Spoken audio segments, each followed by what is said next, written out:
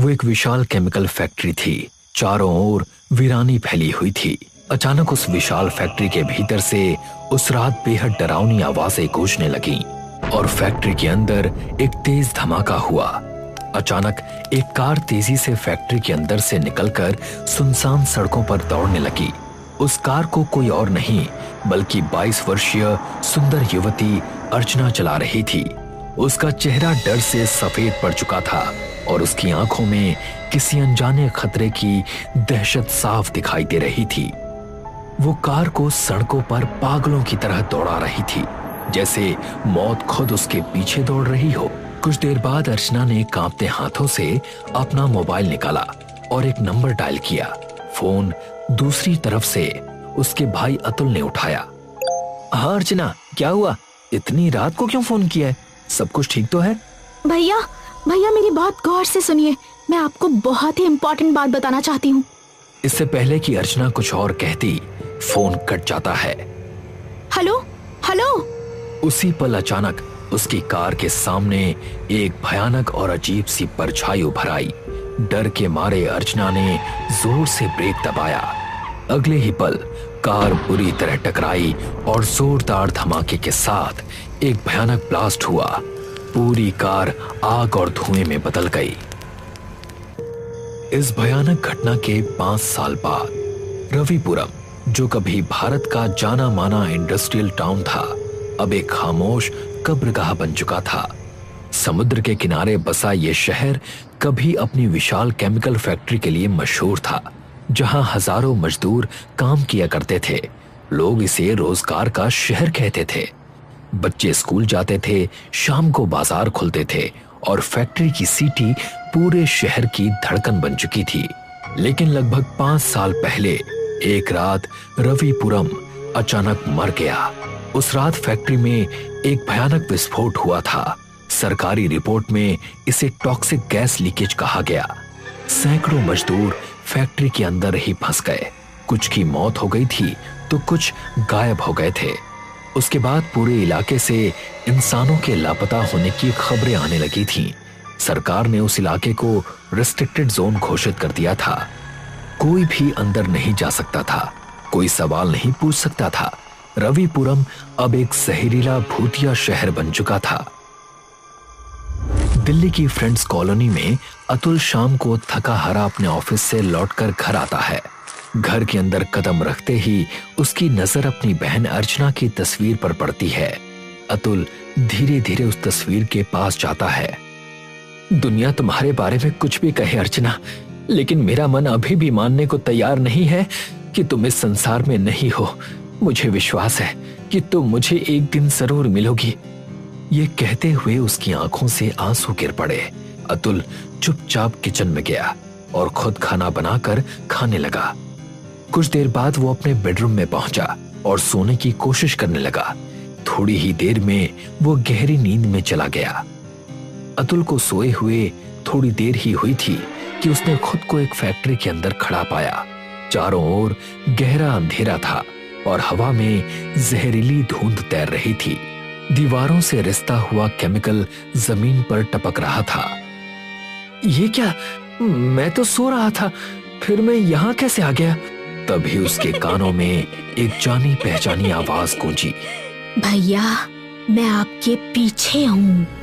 अतुल जैसे ही पीछे मुड़ा, उसने अपनी बहन को देखा, लेकिन ये वो अर्चना नहीं थी जिसे वो जानता था। इसकी आंखें सड़ी हुई थीं, त्वचा झुलसी हुई थी। तुम्हें क्या हो गया है? भैया, मैं यहाँ फंस गई हूँ, मुझे निकालो।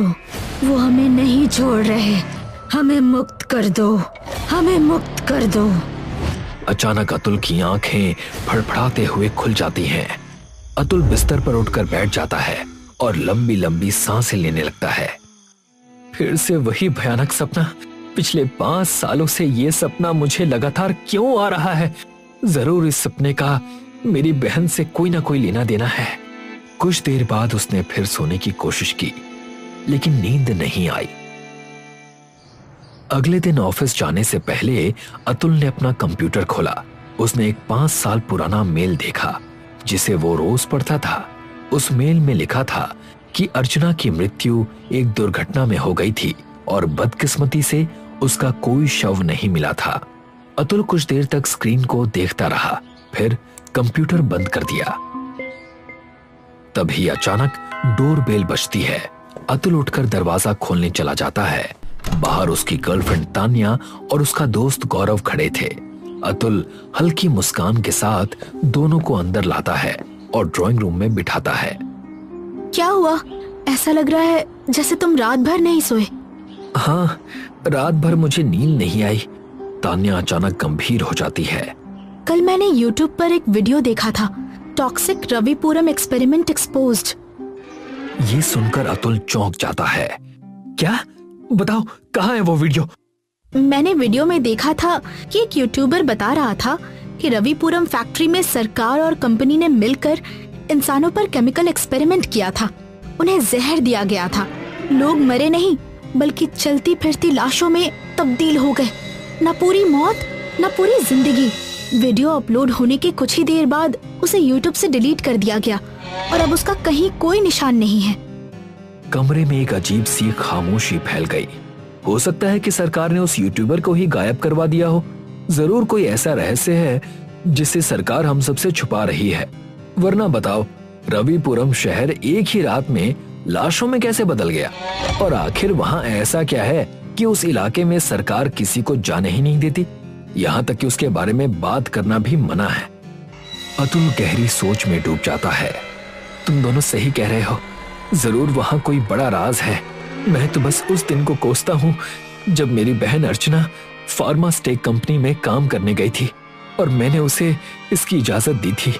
फिर एक दिन कंपनी ने उसे रविपुरम फैक्ट्री में किसी स्पेशल प्रोजेक्ट के लिए भेजा और उसके बाद वो कभी घर नहीं लौटी। बस कंपनी ने एक औपचारिक मेल भेज दिया कि अर्चना की मृत्यु एक दुर्घटना में हो गई है, लेकिन कोई शव नहीं मिला और फाइल बंद कर दी गई।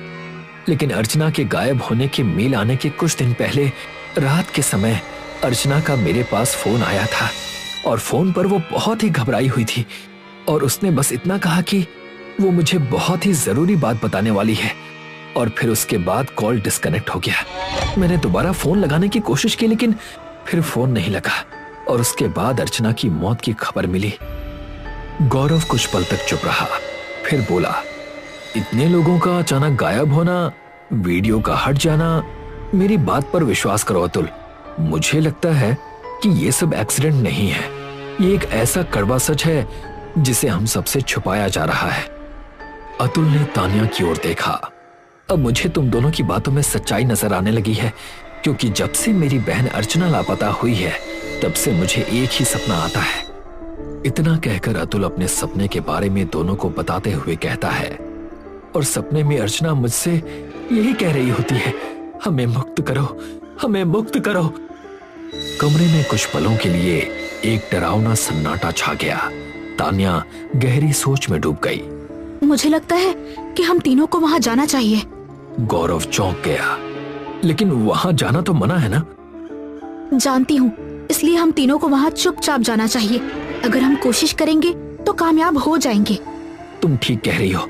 वो इलाका सरकार ने सील किया है, लेकिन वहाँ जाने के और भी कई रास्ते हैं। अतुल मैप निकालता है। पिछले 5 सालों से मैं यही सोच रहा था, लेकिन वहां जाने की हिम्मत नहीं जुटा पा रहा था। लेकिन अगर मेरे दोनों दोस्त मेरे साथ हैं, तो फिर मुझे किस बात की चिंता? गौरव की आंखों में डर झलकता है। बात तो सही है, लेकिन मैंने ये भी सुना है कि उस घटना के बाद वहां से गुजरने वाले आम नागरिक भी गायब हो गए थे। फिर उन घटनाओं के बाद ही उस रोड को भी सील कर दिया गया और उसे इन्फेक्टेड टॉक्सिक जोन घोषित कर दिया गया। जरूर कोई बड़ा और गहरा राज है। हमें चलना चाहिए। मुझे लगता है कि समय आ गया है ये जानने का कि आखिर उस शहर के साथ और मेरी बहन के साथ क्या हुआ था। कुछ ही देर में तीनों का प्लान तय हो जाता है। अगले दिन वो तीनों तैयार होकर अपनी कार में बैठकर रविपुरम की ओर निकल पड़ते हैं, उस जहरीले शहर की तरफ जहां से अब तक कोई सच्चाई जिंदा वापस नहीं आई थी। कई घंटों की यात्रा के बाद अचानक अतुल ने अपनी कार जंगल के किनारे रोक दी। चारों ओर घना सन्नाटा फैला हुआ था और पेड़ों के बीच एक अजीब सी ठंडी हवा बह रही थी। क्या हुआ? तुमने कार क्यों रोकी? इसके आगे हमें पैदल ही जाना पड़ेगा। अगर हम कार लेकर आगे गए तो पुलिस हमें रोक लेगी। अतुल ने मैप निकाला। मैप के अनुसार इस जंगल से होते हुए हम पैदल कुछ ही घंटों में रविपुरम पहुंच सकते हैं। ठीक है, चलो चलते हैं। तीनों जंगल में धीरे धीरे आगे बढ़ने लगे। कई घंटों के बाद वो तीनों रविपुरम पहुंच गए। पूरा शहर वीरान पड़ा था। घरों के बाहर कपड़े लटके हुए थे, जैसे लोग अचानक सब कुछ छोड़कर गायब हो गए हों। देखो, घरों के बाहर कपड़े लटके हुए हैं। ऐसा लग रहा है जैसे यहाँ जिंदगी अचानक थम गई हो। चलो आगे चलते हैं। घूमते घूमते वो तीनों एक उजड़े हुए घर के अंदर पहुंच गए। अंदर घुसते ही एक सड़ी हुई बदबू उनकी नाक से टकराई। ओह माय गॉड, यहाँ तो बहुत भयंकर बदबू आ रही है। गौरव की नजर सामने रखे सड़े हुए खाने पर पड़ी। तान्या, जरा वहां देखो, वहां खाना पड़ा है। ऐसा लग रहा है जैसे कोई यहाँ खाना खा रहा था और अचानक उठकर चला गया हो। खाना वैसा का वैसा ही पड़ा हुआ है, बस सड़ चुका है। बदबू इसी से आ रही है। तभी अचानक तीनों के कानों में एक भयानक आवाज टकराई। उस आवाज को सुनते ही उनके रोंगटे खड़े हो गए। ये कैसी आवाज थी? पता नहीं, ये शहर तो पूरी तरह वीरान था ना। अगले ही पल घर का एक दरवाजा जोर से टूटता है। अंधेरे के बीच दो लाल चमकती आंखें दिखाई देती हैं। वो आंखें ऐसी थीं जैसे किसी मरे हुए शरीर के भीतर जल रही आग हो। आखिर ये कौन है? वो लाल आंखों वाला प्राणी धीरे धीरे उनकी ओर बढ़ने लगता है। उसके चेहरे का मांस जगह जगह से फटा हुआ था। उसकी आंखों से खून बह रहा था और उसका चलना किसी इंसान जैसा बिल्कुल नहीं लग रहा था। ये तो किसी भी एंगल से इंसान नहीं लग रहा। तान्या, ये तो बिल्कुल जीता जागता ज़ॉम्बी लग रहा है। अगले ही पल वो भयानक मानव बड़ी फुर्ती से तान्या की ओर बढ़ा। अतुल और गौरव कुछ समझ पाते इससे पहले ही उसने अपने दांत तान्या की गर्दन में गड़ा दिए। मुझे बचाओ, मुझे बचाओ! अतुल और गौरव उस ज़ॉम्बी जैसे मानव को तान्या से अलग करने की कोशिश करने लगे, लेकिन उसमें अमानवीय ताकत थी। उसने एक ही झटके में दोनों को हवा में उछालकर पीछे फेंक दिया। तान्या चीखते चीखते वहीं दम तोड़ देती है। तान्या! अतुल की आंखों से आंसू बहने लगे। तान्या मर चुकी है अतुल। अगर अपनी जिंदगी बचानी है तो यहाँ से भागो। मुझे लगता है ये ज़ॉम्बी इस शहर में अकेला नहीं है। हो सकता है रविपुरम में इसके जैसे बहुत हों। गौरव अतुल का हाथ पकड़कर उसे घर से बाहर खींच लाता है। तभी वो ज़ॉम्बी जैसा दिखने वाला मानव भी बाहर आ जाता है और एक भयानक आवाज निकालने लगता है। ये कैसी आवाज निकाल रहा है? ऐसा लग रहा है जैसे ये किसी को चेतावनी दे रहा हो, जैसे किसी को बुला रहा हो। अगले ही पल पूरे रविपुरम में भयानक आवाजों का शोर गूंजने लगता है। मेरा शक सही निकला। इस शहर में ये ज़ॉम्बी अकेला नहीं है, ऐसे बहुत सारे ज़ॉम्बीज हैं। हमें यहाँ से भागना होगा। अचानक पूरे शहर में उठ रही भयानक आवाजें और तेज हो जाती हैं। वो शोर जैसे हर गली, हर खंडहर और हर टूटी इमारत से निकल रही थी। गौरव घबराकर चारों ओर देखने लगता है। तभी उसकी नजर दूर खड़ी एक जली हुई फैक्ट्री पर पड़ती है। हमें उस फैक्ट्री के अंदर छिपना होगा। मुझे लगता है कि इस तरह के दिखने वाले ज़ॉम्बीज चारों ओर से हमें घेरने आ रहे हैं। चलो वहां जाकर छुपते हैं। गौरव और अतुल अपनी पूरी ताकत लगाकर भागने लगते हैं। कुछ ही देर में वो फैक्ट्री के अंदर पहुंच गए। फैक्ट्री के अंदर कदम रखते ही उनकी नजर चारों ओर पड़ी हुई जली हुई लाशों पर पड़ी। जली हुई चमड़ी, काले पड़े शरीर और हवा में फैली मौत की बदबू उस जगह को और भयानक बना रही थी। यहाँ तो जली हुई लाशों का ढेर लगा हुआ है। लगता है ये मजदूर होंगे। फैक्ट्री में आग लगने की वजह से शायद ये कभी बाहर निकल ही नहीं पाए। अचानक उन जली हुई लाशों में हलचल होने लगती है। काली पड़ी उंगलियां हिलने लगती हैं, गर्दन झटके से उठती है और सड़ी हुई आंखें खुल जाती हैं। ये कैसे हो सकता है? ये सब तो मरे हुए लोग थे ना। देखने से तो लग रहा है कि इन्हें जले हुए काफी समय हो गया है। अगले ही पल वो जले हुए मजदूर उठकर खड़े हो गए। वो अपनी गर्दन बड़े ही विचित्र अंदाज में इधर उधर घुमाने लगे। ये भी ज़ॉम्बी बन चुके हैं। ये ना मरे हैं ना जिंदा है, ये ज़ॉम्बीज हैं। इसका मतलब वो यूट्यूबर सही कह रहा था। यहाँ जरूर कोई बहुत भयानक प्रयोग चल रहा है। अगले ही पल वो जले हुए ज़ॉम्बी मजदूर अतुल और गौरव की ओर बढ़ने लगे। तभी अचानक गौरव के कानों में एक जानी पहचानी आवाज टकराई। यहाँ आ जाइए, नहीं तो वो सारे ज़ॉम्बीज आपका खून पी जाएंगे। अतुल चौंक गया। ये तो मेरी बहन अर्चना की आवाज है। इसका मतलब मेरा शक सही था, अर्चना जिंदा है। चलो जल्दी। और दोनों ने आवाज की दिशा में दौड़ना शुरू कर दिया। कुछ ही देर में वो फैक्ट्री के एक ऐसे हिस्से में पहुंच गए जहां चारों ओर गहरा सन्नाटा फैला था। अगले ही पल अर्चना बाहर आ गई। उसे देखते ही अतुल का शरीर कांप उठा। उसका चेहरा बिल्कुल वैसा ही था जैसा वो अपने सपनों में देखता आया था। अर्चना, ये तुम्हें क्या हो गया? अर्चना की आंखों से आंसू बहने लगे। मैं अब इंसान नहीं हूँ। मेरे शरीर के अंदर खून नहीं बल्कि केमिकल बह रहा है। मैं एक तरह से टॉक्सिक बन चुकी हूँ।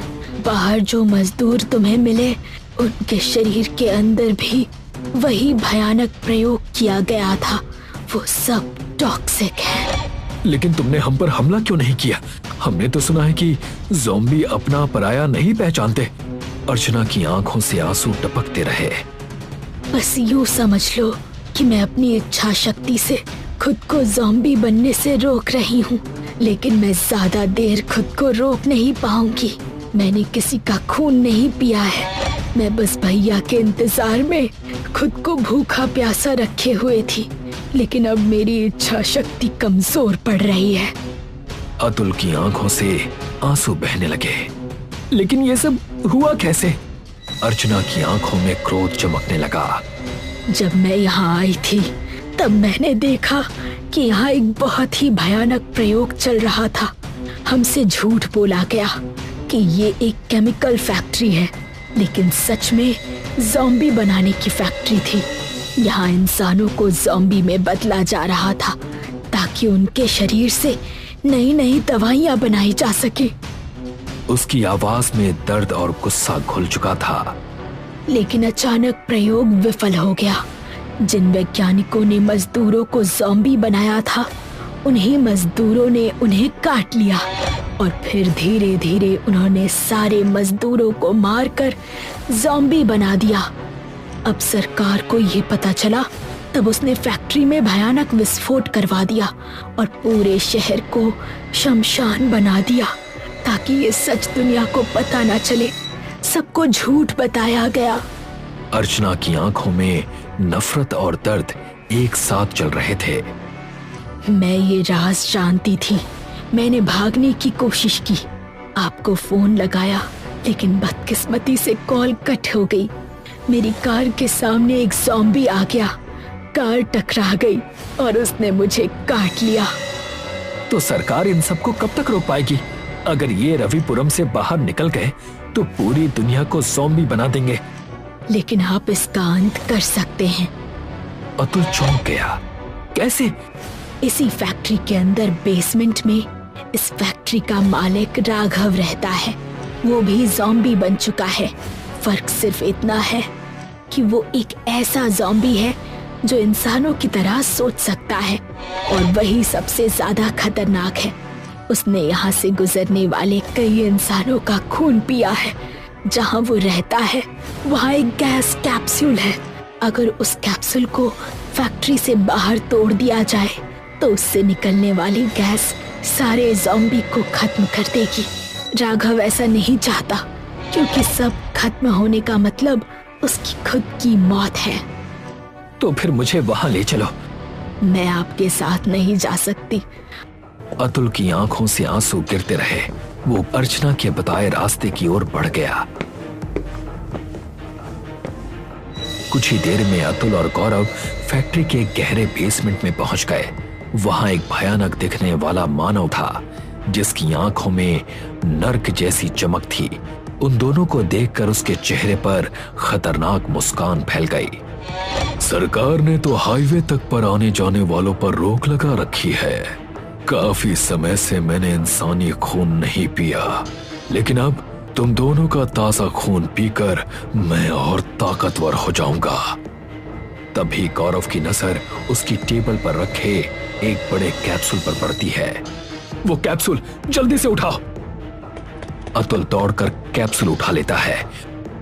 राघव सब समझ जाता है और झपटकर गौरव को पकड़ लेता है। उसने अपने दांत गौरव की गर्दन में गड़ा दिए। गौरव गिर पड़ा। राघव अतुल को खूंखार नजरों से देखने लगा। अतुल समझ गया कि अगर वो एक पल भी रुका तो वो भी ज़ॉम्बी बन जाएगा। वो पूरी ताकत से दौड़ता हुआ फैक्ट्री से बाहर निकल आया। फैक्ट्री के बाहर अब भी भयानक आवाजें गूंज रही थीं। अतुल के सामने अचानक तान्या ज़ॉम्बी की तरह सामने आ गई। दूसरी ओर गौरव भी भयानक चेहरे के साथ उसकी ओर बढ़ने लगा। दोनों अब ज़ॉम्बी बन चुके थे। अतुल की आंखें भर आईं। तभी फैक्ट्री की ओर उसे अर्चना दिखाई दी। भैया, ये दोनों आपके दोस्त हैं जो अब ज़ॉम्बी बन चुके हैं। भावनाओं में मत बहिए, इस किस्से का अंत कीजिए। अतुल ने कांपते हाथों से गैस कैप्सूल जमीन पर फेंक दिया। अगले ही पल जोरदार धमाका हुआ। काला जहरीला धुआं चारों ओर फैल गया। कुछ ही सेकंड्स में जितने भी ज़ॉम्बीज थे उन लाशों में आग लग गई और पूरा रविपुरम जलती हुई कब्रगाह बन गया।